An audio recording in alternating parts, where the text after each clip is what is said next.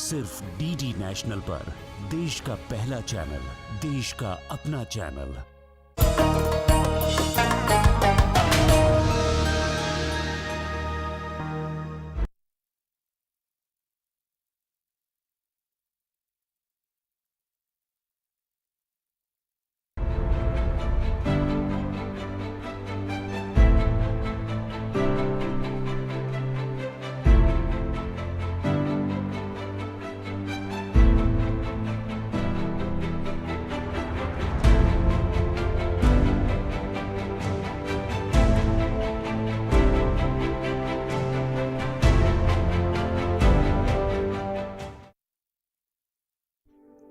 दुनिया के अलग अलग मुल्कों से लोग रोजी रोटी की तलाश में हिजरत करते हैं, तो कुछ लोग बेहतर जिंदगी के मौके की तलाश में अपना वतन छोड़कर दूसरे ममालिक में आबाद हो जाते हैं। इन्हीं अफराद को तारिकीन वतन कहा जाता है। सन 2020 की वर्ल्ड माइग्रेशन रिपोर्ट के मुताबिक पूरी दुनिया की आबादी में 3.6% के साथ 281 मिलियन इंटरनेशनल माइग्रेंट्स हैं। रिपोर्ट में पहले मुकाम के साथ भारत ऐसा मुल्क है जहां से बड़ी तादाद में लोग हिजरत करके दूसरे ममालिक में आबाद हैं। भारत के तकरीबन 17.5 मिलियन तारिकीन वतन गैर ममालिक में मुकीम हैं। द वर्ल्ड डेवलपमेंट रिपोर्ट का अंदाजा है कि दूसरे ममालिक में जाकर काम करने वालों की आमदनी में 120% तक का इजाफा होता है। 2023 की वर्ल्ड डेवलपमेंट रिपोर्ट के मुताबिक भारत से सबसे ज्यादा माइग्रेशन अमेरिका और गल्फ ममालिक में होता है, लेकिन सभी जगहों पर काम करने वाले भारतीय निजाद अफराद को कई तरह के मसाइल का सामना करना पड़ता है। गैर ममालिक में अक्सर मुलाजमीन को वीजा खत्म होने से लेकर काम के औकात का ज्यादा होना, कम मजदूरी मिलना, रहने की नामुनासिब जगह, पासपोर्ट जब्त किया जाना, काम की नौइयत बदलना और ज्यादती जैसी कई तरह की परेशानियों का सामना करना पड़ता है। इन तमाम परेशानियों के तस्फिये के लिए इस कानून का इस्तेमाल होता है। ये कानून कॉन्ट्रैक्ट पर रोजगार के लिए भारतीय मजदूरों की दूसरे मुल्क में हिजरत के लिए रेगुलेटरी फ्रेमवर्क फराहम करता है और इनके मफादात का तहफ़्फ़ुज़ करने और उनकी फलाह बहबूद को यकीनी बनाने की कोशिश करता है। इसके साथ ही ये कानून भर्ती करने वाले एजेंटों के रजिस्ट्रेशन को लाजमी करार देता है। आज की इस पेशकश में इस अहम कानून और इमिग्रेशन बिल 2021 पर रोशनी डाली जाएगी। अपना मुल्क अपना आइन, शक्ति संविधान की। नाज़रीन आदाब, आज की इस अहम पेशकश में हम बात करेंगे भारत के उन लोगों के हुकूक की जो रोजी रोटी या बेहतर जिंदगी की तलाश में मुल्क से बाहर जद्दोजहद करते हैं, लेकिन कहीं पासपोर्ट जब्त कर लेना, कहीं काम के नेचर में तब्दीली तो कहीं काम के औकात में तब्दीली और कहीं रहने की मुनासिब जगह ना होना। ऐसे बहुत सारे मसाइल हैं जिनके खातिर हमारे उन लोगों को मुश्किलात का सामना करना पड़ता है जो भारत के होते हुए भारत से बाहर कहीं कुछ काम कर रहे होते हैं। आखिर उनके लिए क्या है हक और कौन से कानून ऐसे हैं जिसके ज़रिए उनको मदद दी जा सकती है, इस अहम मौजू पर आज हम बात करेंगे। और इसी सिलसिले में जो सबसे अहम कानून है इमिग्रेशन एक्ट 1983, आखिर क्या कहता है ये कानून और किस तरह हमारे भारत के लोग उससे फ़ायदा हासिल कर सकते हैं, इस अहम मौजू पर बात करने के लिए हमारे साथ आज स्टूडियो में मौजूद हैं दो ख़ास मेहमान। हमारे साथ हैं मारूफ वकील मोहतरमा रेखा अग्रवाल साहिबा और हमारे दूसरे ख़ास मेहमान हैं प्रोफेसर अफजल वानी साहब। आप साबिक मेंबर हैं लॉ कमीशन के और आप दोनों के अलावा हमारे साथ लॉ के स्टूडेंट मौजूद हैं जिनके सवालों को आज की इस पेशकश में हम शामिल करेंगे। सबसे पहले मैं आप सभी का आज की इस पेशकश में बहुत बहुत इस्तकबाल करता हूँ और उसके बाद आज के इस अहम कानून की हम बात करेंगे। रेखा जी, आखिर 1983 में वो क्या सिनेरियो था, क्या हालात थे जब ये बात सामने आई कि एक कानून होना चाहिए और 1983 में एक कानून मंजर आम पर आया? देखिए, 1970 के दशक की बात है कि ये जो गल्फ़ कंट्रीज़ हैं वहाँ पर जो ऑयल बूम हुआ था उसकी वजह से बहुत लाखों लोगों ने हमारे देश को छोड़ना शुरू कर दिया, ख़ास करके जो अनस्किल्ड वर्कर्स हैं, क्योंकि वहाँ पर गल्फ़ कंट्रीज़ के अंदर जो सैलरी थी वो बहुत ज़्यादा थी और उस ऑयल बूम की वजह से गल्फ़ कंट्रीज़ को भी अनस्किल्ड लेबर जो हमारे देश से मिल रही थी उनको भी ज़रूरत थी। तो दोनों की ज़रूरत को देखते हुए ऐसे हालात हो गए कि हमारे देश से जब लाखों लोग छोड़ के जाने लगे तो सरकार के सामने, खास करके मैं ये कहूँगी कि हमारी जो सुप्रीम कोर्ट है उनके सामने एक ये ऐसी सिचुएशन आई जहाँ पे उन्होंने देखा कि इस तरह के जो वर्कर्स जो जाते हैं उनका कहीं पर जो है एक्सप्लॉयटेशन होता है, उनके साथ गलत बर्ताव किया जाता है। तो 1979 के अंदर एक सुप्रीम कोर्ट का अहम फैसला था जिसका नाम है कांगा वर्सेस यूनियन ऑफ इंडिया। तो 1979 में सुप्रीम कोर्ट ने ये गाइडलाइंस उसके अंदर रखी, उस फैसले के अंदर, कि इस फैसले को ध्यान में रखते हुए सरकार को एक डायरेक्शन दी गई कि आप एक कानून बनाइए जिससे जो हमारी लेबर फोर्स का खास करके जो हमारे देश से जाती है, उनका बाहर विदेश जाने के बाद में उनका कोई भी तरह का एक्सप्लॉयटेशन नहीं हो, उनकी गरीबी का या उनकी मुसीबत का कोई दुरुपयोग नहीं करे, उनका कोई गलत यूज़ नहीं करे। और तब जाके 1983 के अंदर इमिग्रेशन एक्ट जो है वो सरकार ने बनाया। जी, बहुत खूब।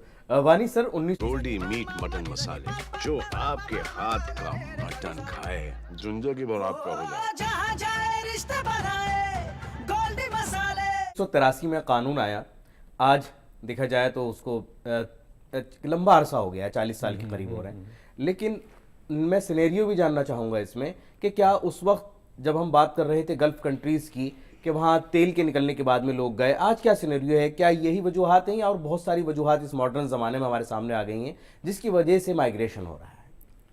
एक्चुअली जो वर्ल्ड हमारे सामने है ये डेफिनेटली एक नई दुनिया है, लेकिन जहाँ तक काम करने वालों का ताल्लुक़ है वो पुराने ज़माने में भी और जगहों पे गए हैं और ब्रिटिश पीरियड में भी जाते थे और उसके बाद भी जाते हैं। तो तभी जो है इंट्रा कंट्री भी लॉ बनते थे जी, इसके इमिग्रेशन के लिए। जैसे टी गार्डन्स में कुछ लोगों को काम करने के लिए लेते थे, तो उसके बारे में वो वहाँ से छोड़ के ना चले जाए, तो वो तो कंट्रा थे लेबरर्स के, कभी वो छोड़ जाते लेकिन छूटते नहीं थे। फिर आगे बढ़ के कुछ है, शायद 1922 में भी एक लॉ बना, लेकिन वो अब जो चेंजेस आ गई, कॉन्स्टिट्यूशनलिज्म इतना बढ़ गया वर्ल्ड में और नया पॉलिटिकल मैप इमर्ज हो के आया वर्ल्ड का, नेशन स्टेट्स जो स्ट्रेंथन हो गई, तो इसमें एक तो काम करने दूसरे नेशन में जाना जो डिफाइंड है, और ह्यूमन राइट्स की आवाज़ें भी बुलंद हुई सर इस लंबे अरसे में। वहाँ पे क्या सिचुएशन हो, ये ऑल टुगेदर चेंज हो गया।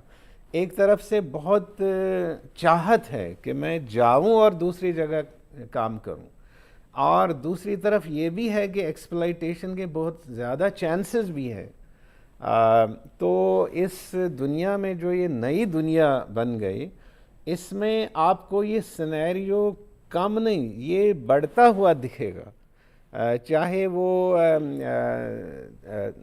आम लेबरर है या पढ़े लिखे लोग हैं, इंजीनियर्स हैं, डॉक्टर्स हैं, उनका तो है ही, चाहे स्किल्ड हो, चाहे हम समझ रहे हैं वो अपना प्रोटेक्शन कर सकते हैं। लेकिन वो लोग जो लेबर में हैं, एक्चुअल लेबर में हैं, और उनकी स्टडी नहीं है, डिग्रीज नहीं है, इवन 10th भी नहीं किया है, तो ये लोग बहुत एक्सप्लॉइट हो जाते हैं। इन्हीं के मसलों पर हम बात आगे जारी रखेंगे।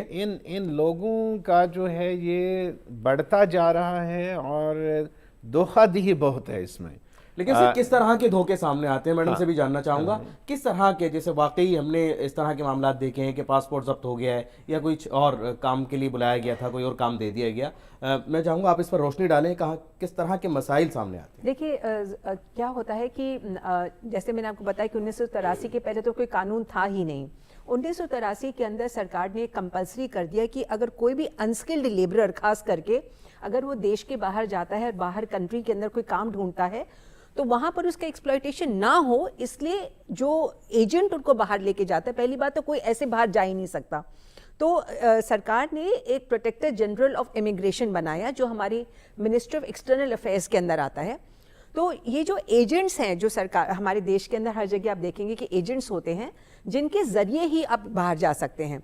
तो जो बाहर का विदेशी एम्प्लॉयर है, अगर वो इंडिया से किसी को लेके जाना चाहता है अपनी एम्प्लॉयमेंट देने के लिए, या कोई इंडिया से कोई अपने आप आदमी जाना चाहता है बाहर, तो एजेंट के थ्रू ही जा सकता है।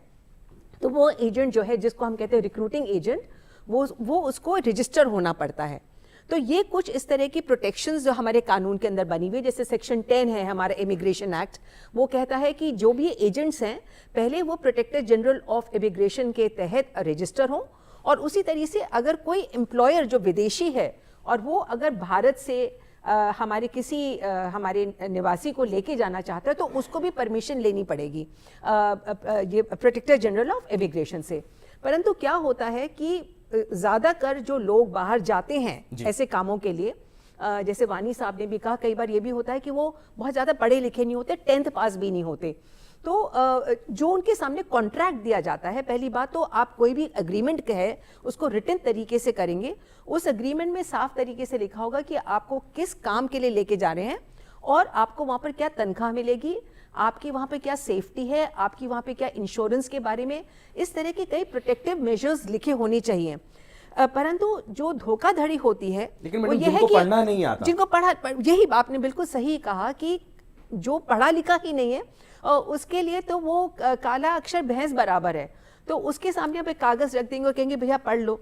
तो इसी गरीबी का और इस एजुकेशन का जो इलिटरेसी हमारे देश में है उसका फायदा ये एजेंट्स उठाते हैं या एम्प्लॉयर्स उठाते हैं, दोनों ही उठाते हैं। सजा का क्या प्रावधान है अगर कुछ एजेंट्स जो भी हैं वो इस तरह का अगर काम करते हैं जो रजिस्टर्ड नहीं है या रजिस्टर्ड होने के बावजूद भी धोखाधड़ी करते हैं, कानून क्या कहता है? कानून कहता है कि अगर आप इस तरह की धोखाधड़ी करते हैं, पहली बात तो आपको रजिस्ट्रेशन कंपलसरी है, बिना रजिस्ट्रेशन के आप किसी को बाहर भेज ही नहीं सकते, जिसको हम कहते हैं कबूतरबाजी, कि कबूतर उड़ा दिया। तो ये कबूतरबाजी जो है वो कार्गो के अंदर भर भर के प्लेन्स के अंदर आप भेज देते हैं लोगों को या शिप्स पे भेज देते हैं गलत तरीके से, वो तो गैर कानूनी है ही। पर कानून ये प्रावधान करता है कि अगर कोई भी रिक्रूटिंग एजेंट या कोई भी एम्प्लॉयर इन कंडीशंस को वायलेट करता है, धारा 10 और धारा 16 को, तो उसका जो लाइसेंस है वो कैंसिल हो सकता है और उसको 2 साल की सजा भी हो सकती है और 2000 रुपए का उसके ऊपर फाइन भी लग सकता है। यानी फाइन जो है वो सिर्फ अभी 2000 रुपए, मुझे लगता है कि इसके अंदर एक जी। इजाफा होना बड़ा जरूरी है। ये तो मसला हुआ कि जब यहाँ से कोई जा रहा है, लेकिन अफजल साहब अगर वहां जाने के बाद जो परेशानी आती है लोगों को, उस सिचुएशन में उनके पास लीगल रेमेडीज क्या है, वहां जाकर के वो किस तरह से अपने मसले का हल कर सकते हैं? मैं आपसे कहना चाहूँगा जो अथॉरिटीज़ इस इमिग्रेशन एक्ट में हैं, इसमें जो है प्रोटेक्टर जनरल ऑफ इमिग्रेंट्स और प्रोटेक्टर ऑफ इमिग्रेंट्स, ये 2 अथॉरिटीज़ हैं। और जो प्रोटेक्टर ऑफ इमिग्रेंट्स हैं वो कई हो सकते हैं, वो अभी 8-10 जगह हैं, लेकिन मैं चाहता हूँ कि इस ऐसी कंट्री में वो कम से कम अगर 10-12 सेंटर हैं, there should be around 100 centres in this country, कि जहाँ पे इन वर्कर्स को इमिग्रेंट्स क्लियरेंस लेने में आसानी हो जाएगी और वहाँ पे वो अपने डॉक्यूमेंट्स को कंफर्म करें और उन पे जो रिक्रूटिंग एजेंट्स हैं, जो इनकी डिटेल्स हैं, वो इन सेंटर्स पे अवेलेबल होनी चाहिए। क्योंकि जब उनको रजिस्टर किया जाता है रिक्रूटिंग एजेंट्स को, जो अथॉरिटी है उनको रजिस्टर करने वाले प्रोटेक्टर जनरल, वो उनको आजकल डिजिटल वर्ल्ड है, वो बिल्कुल अवेलेबल रहना चाहिए और ताकि वो एक्सेस एक पब्लिक डॉक्यूमेंट है। अब बात हो गई कि अब जो चले गए, जाने के बाद अब क्या किया जाए, वहाँ क्या किया जाए जी। उसमें मेरा यही है कि जो पहले तरीका था कि कोई गया और जब तक कोई बुरी खबर नहीं आएगी तो तब तक सब ठीक है, ये इस आज के डिजिटल वर्ल्ड में नहीं होना चाहिए। क्योंकि जो भी व्यक्ति अपने मदर इंडिया से बाहर गया, हमारे पास उसका लाइव रिकॉर्ड होना चाहिए और ये डिजिटली अवेलेबल होना चाहिए कि कब क्या हो सकता है और कनेक्टिविटी होनी चाहिए उनसे, चाहे वो मर्द हो, औरत हो, बच्चा हो, कोई भी हो, उनसे एक इजी कांटेक्ट, बल्कि उनको अपने मोबाइल से इसका फैसिलिटी देना चाहिए कि वो प्रोटेक्टर जनरल से कनेक्टेड रहे, या वो अपने एरिया के जो है दिस प्रोटेक्टर ऑफ इमिग्रेंट से कनेक्टेड रहे उस ऑफिस से। उनको इतना भी ना ट्रैवल करना पड़े कि वो पहले वो अब कंसुलेट पे जाए, एम्बेसी में जाए और जगह जाए। और यहाँ भी एक वेरीफाइंग टीम होनी चाहिए, जो टास्क फोर्स होता है, क्योंकि इन लोगों से हमारे पास बहुत फॉरेन एक्सचेंज भी आ सकता है यानी अगर हम जिस इसको डिजिटल इंडिया की हम बात कर रहे हैं, उस डिजिटल इंडिया में तो इन इसमें तमाम बातों का डिजिटल होना भी जरूरी है। इसको यूज करना जरूरी है जी।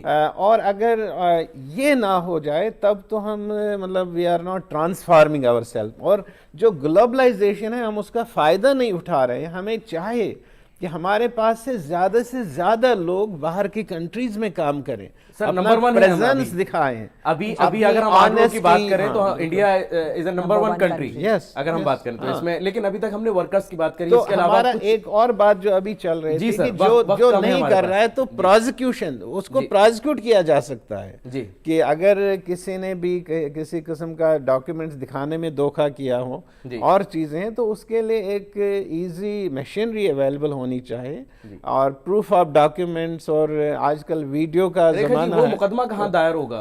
गोल्डी मीट मटन मसाले, जो आपके हाथ का मटन खाए जिंदगी भर आपका हो जाए। जहाँ जाए रिश्ते बनाए गोल्डी मसाले। अगरचे कोई इस तरह का कोई एक धोखाधड़ी होती है उसी कंट्री में जहां पर वो देखिए, मौजूद सबसे है। पहले तो वो अगर वहाँ पे फॉरेन एम्प्लॉयर ने आपको धोखाधड़ी करी है तो आप तो उसी देश के अंदर जाके आप उस फॉरेन एम्प्लॉयर के खिलाफ वहाँ की जो लोकल पुलिस है वहाँ पर आप कंप्लेंट कर सकते हैं। और अगर आपके देश के रिक्रूटिंग एजेंट ने आपको धोखा दिया है तो उसकी कंप्लेंट आपको अपने शहर में ही आके अपने देश में ही करनी पड़ेगी। पर मैं इस बात को अप्रिशिएट करती हूँ, वानी साहब ने जो कहा कि डिजिटल इंडिया है, तो जो सबसे पहले जो आज हर व्यक्ति के हाथ के अंदर एक मोबाइल फ़ोन है, तो और ईमेल का ज़माना है। ऐसा नहीं है कि आपको इंडियन कॉन्सुलेट ही जाके फिजिकली जाके जब तक आप कई बार होता है कि जो आपकी जो एम्प्लॉयमेंट भी होती है दूर दराज के इलाकों में होती है। टीवी के ऊपर आप देखते हैं तो लगता है कि स्पेशली गल्फ कंट्रीज की बात करें तो आपको सिर्फ एक दुबई कैसे चमचमाता हुआ देश दिखता है, आपको बड़ी बड़ी बिल्डिंग्स दिखती हैं और आपको लगता है कि वहाँ पे एक बहुत रोजी पिक्चर सब्ज बाग दिखते हैं। पर रियलिटी ऐसे नहीं होती। कई बार आपको बहुत दूर दूर ऐसी जगहों के ऊपर आपको एम्प्लॉयमेंट मिलती है जहाँ पर कोई तरह का आपके पास इंसान भी नहीं आपको दिखता है, तो कोई साधन नहीं है। तो कम से कम अपने मोबाइल फोन का, स्मार्टफोन्स को इस्तेमाल करिए, तुरंत अपने देश को भी कंप्लेंट करिए, अपने लोकल पुलिस को इन्फॉर्म करिए, और अपने देश के अंदर जो आपका रिक्रूटिंग एजेंट है या अगर उसने धोखा नहीं दिया और अगर आपको एम्प्लॉयर ने धोखा दिया है तो रिक्रूटिंग एजेंट को कंप्लेंट करिए कि देखिए मेरे साथ ऐसा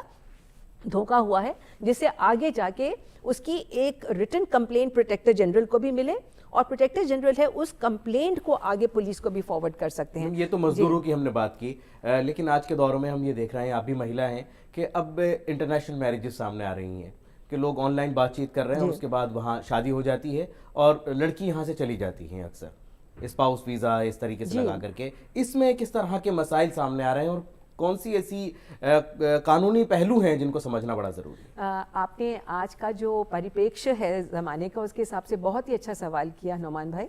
और एक वकील होने के नाते में खुद मेरा तजुर्बा है कि बहुत सारी महिलाएं हमारे पास आती हैं जो एक सपने देखते हुए अपने शादी करती हैं और पति के साथ बाहर जाने की उम्मीद रखती हैं।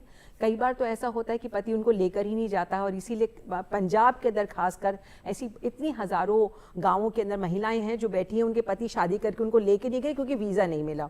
और कई बार ऐसा होता है कि अगर पति उनका जो है वो शौहर उनके ले भी जाते हैं वहाँ पर, तो जो औरतें हैं वो स्पाउस वीज़ा के ऊपर जाती हैं, यानी कि उनका जो वीज़ा है उनको सिर्फ इसलिए मिला है क्योंकि उन्होंने फलाने व्यक्ति के साथ विवाह किया है, तो उनका जो वीज़ा है वो उस व्यक्ति के ऊपर डिपेंडेंट है। तो सारी चाबी जो है उनके पतिदेव के हाथ में होती है और वहाँ पर जाकर अगर उनके रिश्ते के अंदर कोई भी तरह की दरार आ जाती है तो उसी बात को एक्सप्लॉइट करते हुए जो पति हैं उनका वीज़ा जो है वो रिन्यू नहीं करते हैं।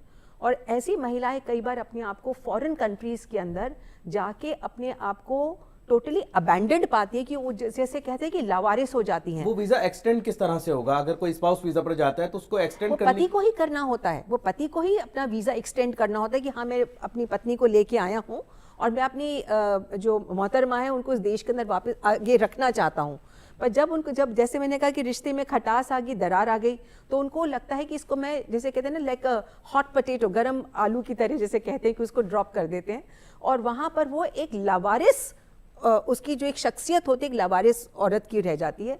और जब वो इंडियन कॉन्सुलेट जाती है तो इंडियन कॉन्सुलेट कहते हैं कि हम आपको यहाँ पर रख नहीं सकते, आप अपने टिकट कटवाइए और वापस जाइए। तो ऐसी सिचुएशन में कई बार औरतों के पास में कोई भी सोल्यूशन नहीं रहता है एक्सेप्ट कि अपने देश वापस आएँ। जैसे कहते हैं ना घर के ना घाट के। तो मैं यहाँ पे यही राय दे सकती हूँ कि आप सिर्फ इस लालच से शादी मत करिए किसी व्यक्ति से कि मैं फॉरेन कंट्री के अंदर सेटल हो जाऊंगी और मेरा जीवन बहुत अच्छा हो जाएगा। ध्यान से बरत के देखिए कि ये व्यक्ति वाकई में विवाह करने लायक है भी कि या नहीं, क्योंकि आजकल के इस दौर में जहां हम लोग डिजिटल युग में जी रहे हैं, यहाँ पर इस तरह के बहुत सारे मामलात भी सामने आए हैं। अब अगले सेशन की तरफ बढ़ेंगे और वहां पर होंगे सवाल और जवाब, लेकिन उससे पहले लेते हैं हम एक छोटा सा ब्रेक।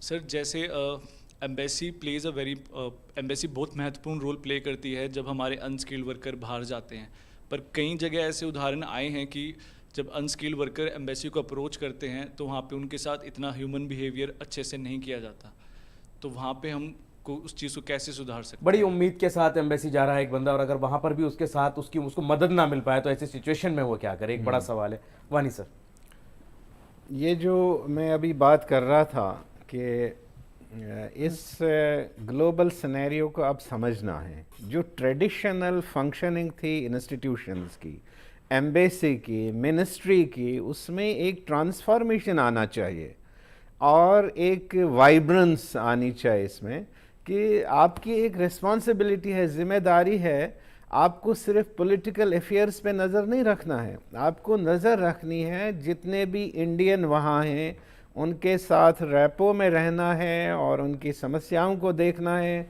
आपके पास एक कल्चरल ऑफिसर होता है एम्बेसी में, उसमें आपको एक पास एक सोशल वेलफेयर ऑफिसर होता है और फ्रेंडली रिलेशंस पैदा करने के लिए होता है। वहाँ की इंडस्ट्री से, एम्प्लॉयर से एक लिएज़ान होना चाहिए, उनका एक टोटल ट्रांसफॉर्मेशन की ज़रूरत है और उनको वहाँ के लॉज की भी अवेयरनेस होनी चाहिए, अपनी कंट्री की भी, ताकि वो कभी भी कोई इस किस्म की कोई परेशानी है तो वो इमीडिएट एक्शन ले लें। और मैं चाहूँगा कि इस कंट्री में चूँकि अब हर साल करीब 1-1.5 लाख स्टूडेंट्स का लॉ में एडमिशन होता है, हर एम्बेसी में एक लॉ लीगल असिस्टेंट होना चाहिए जो इमीडिएटली इस बात को फील करे और टेकअप करे इस मैटर को। ऐसे नहीं हो सकता, हम इस ग्लोबलाइजिंग वर्ल्ड में फिर सस्टेन नहीं कर पाएंगे कि एक व्यक्ति जो सफ़र कर रहा है, वर्कर है, और उसको कोई उसके समस्या कोई समाधान नहीं निकल रहा है। यानी तो नए दौर में नई चीज़ों की और आगे बढ़ने की ज़रूरत है हम लोगों को, और नई जो टेक्नोलॉजी है उसका इजाफा करने के साथ साथ उसके तहत इन तमाम लोगों को जोड़ने की कोशिश करनी चाहिए ताकि वक्त पर और जल्द से जल्द हम उन लोगों को मदद पहुंचा सकें। अगले सवाल की तरफ बढ़ेंगे। मेरा सवाल आप सबसे ये है कि जैसे कि सरकार ने कानून तो बनाया, पर उस कानून का कितना पालन हो रहा है, या फिर आपको नहीं लगता कि सरकार को एक ड्यूटी, एक ऑब्लिगेशन बनाना चाहिए उन एजेंट्स के खिलाफ जो लोग बाहर भेजते हैं, जो ये इमिग्रेंट्स को बाहर भेजते हैं, कि उन पे चेक करें कि वो किस स्थिति में, कुछ महीनों या टाइम के बाद, कि वो किस स्थिति में है, कहाँ पे।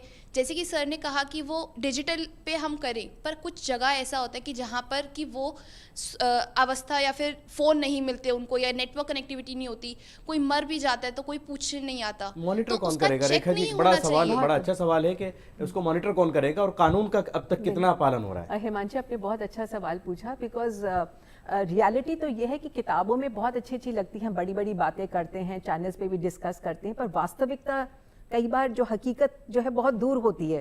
तो मुझे लगता है कि सरकार को इसके अंदर, खास कर अपने हिंदुस्तान की बात करें तो इसके अंदर, जैसे वानी साहब ने भी कहा, एक बहुत इम्पॉर्टेंट और एक प्रोएक्टिव रोल करना चाहिए कि यहाँ पर हमारे देश में तो अब रिक्रूटिंग एजेंट्स जो हैं उनके ऊपर एक ड्यूटी कास्ट कर रहे हैं, पर रिक्रूटिंग एजेंट्स भी कई तरीके से चकमा दे के गलत तरीके से अपने लाइसेंस को ले लेते हैं, कई बार वो रिन्यू नहीं करते अपने लाइसेंस को। तो जो भी अपने देश के अंदर कम से कम पहले हमें होमवर्क करना चाहिए कि हमारा कोई भी नागरिक, खास करके मेरा अनस्किल्ड लेबरर के ऊपर ज़्यादा मैं फोकस कर रही हूँ यहाँ पर, क्योंकि वही डाउन ट्रॉडन सोसाइटी है हमारे देश की। तो वो जब बाहर जाते हैं तो रिक्रूटिंग एजेंट्स जो यहाँ पर हैं वो उनका लाइसेंस समय समय से रिन्यू हो रहा है कि नहीं कर रहा, उन्होंने सारी फॉर्मेलिटीज़ पूरी करी है कि नहीं करी, उन्हें जो एक सिक्योरिटी डिपॉजिट करना होता है वो करा है कि नहीं करा है। अगर किसी लेबरर को वापस देश आना पड़े, अचानक आना पड़े, कोई ऐसी परिस्थिति हो जाए, क्या उसका बीमा हो रखा है कि नहीं हो रखा। तो इन सब चीज़ों को ध्यान में रखते हुए सरकार को एक टेक्नोलॉजी का फ़ायदा उठाते हुए एक डेटाबेस बनाना चाहिए कि हमारे देश से कौन सा व्यक्ति कौन से देश में क्या कौन कर रहा से देश के अंदर गया है, उसकी मॉनिटरिंग होनी चाहिए और क्या कर रहा और है? क्या कर रहा है, एक क्या अहम सवाल वो है। क्या उसके कोई जिस काम के लिए गया था वो सही है, उसको मिला कि नहीं मिला, क्या उसको कोई मुसीबत तो नहीं फेस करनी पड़ रही। जो वहां पर हमारी इंडियन एम्बेसी है उस देश के अंदर, क्या वो उसकी मदद कर रही कि नहीं कर रही। रेखा जी, यहाँ एक छोटा जी। सवाल आपसे जरूर पूछूंगा, क्या इमिग्रेशन बिल 2021 में इन तमाम बातों पर चर्चा की गई या अब भी ये बातें छूटी हुई हैं? नहीं, चर्चा करी गई है, पर ये बहुत दुख की बात है। मैं यहाँ पर कहूंगी कि 2021 के बाद जब 2023 का जो वर्ष है वो भी ऑलमोस्ट पूरा हो चुका है, परंतु वो जो बातें जिनका हम 2021 के बिल के अंदर पूरा कर रहे थे, जो 1983 के बिल के अंदर कमी रह गई है, क्योंकि 1983 का बिल अपनी तरीके से उसने अपने आप को बहुत सिचुएशंस के बारे में सोचा, पर फिर भी अभी हमारे जो देश के नागरिक है बहुत दुखी रहते हैं बाहर जाके, कई मुल्कों के अंदर मुल्कों में ऐसा तो भी होता है। ऐसा हो रहा है। जी। तो मैं यही अपेक्षा कर सकती हूँ हमारी सरकार से कि वो तुरंत जो 1921 का जो उसको कानून है उसके अंदर वो बिल पास करें और जो 83 वाले एक्ट के अंदर जो कमियां रह गई हैं उनका संशोधन करें। उनका संशोधन किया जाए। अपनी कामयाबी हासिल कर सकते थे, उससे ज़्यादा हासिल कर सकते हैं। ज़रूरत है नए तकाज़ों के साथ, नई ज़रूरतों के साथ, नए मसाइल को हल करने के लिए एक नए कानून की उम्मीद है कि इमिग्रेशन बिल 2021 जिस पर चर्चा हुई और अब भी हो रही है, जल्द से जल्द और नए प्रावधानों के साथ वो सामने होगा और राहत और ज़्यादा हासिल होगी उन लोगों को जो मुल्क से बाहर ना सिर्फ अपनी रोजी रोटी की तलाश में गए हैं, बेहतर ज़िंदगी की तलाश में गए हैं, बल्कि वो भारत का नाम भी रोशन कर रहे हैं उन मकाम में जा कर के और उन कंट्री की और उन ममालिक की तरक्की में अपना रोल निभा रहे हैं। बहुत बहुत शुक्रिया हमारे दोनों मेहमानों का और तमाम स्टूडेंट्स का आज की इस पेशकश में शरीक होने के लिए, और हमारे जो व्यूवर्स हैं उन्होंने भी आज की इस पेशकश से ज़रूर कुछ ना कुछ फ़ायदा हासिल किया होगा। हम आज की इस पेशकश को यहीं मुकम्मल करते हैं, आपको छोड़े जाते हैं कानून से मुताल्लिक़ कुछ अहम मालूमात के साथ। फिर हाजिर होंगे किसी अलग मौजू के साथ। तब तक के लिए हमारी पूरी टीम को दीजिए इजाज़त। आदाब।